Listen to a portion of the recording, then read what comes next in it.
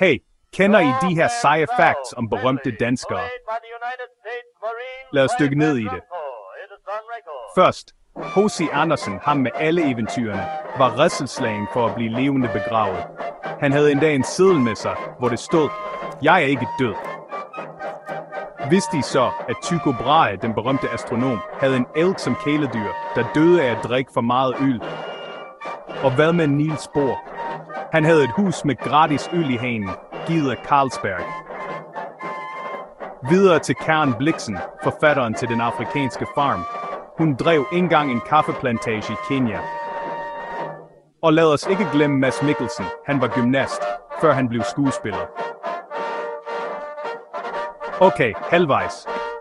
Dronning Margrethe, hun er også en dygtig maler. Søren Kierkegaard, filosofen, skrev mange af sine bøger under et andet navn.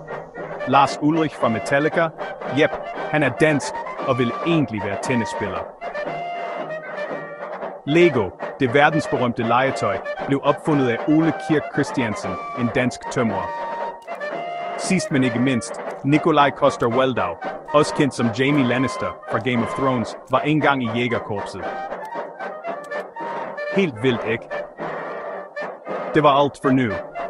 Husk at like og subscribe for flere sjove facts.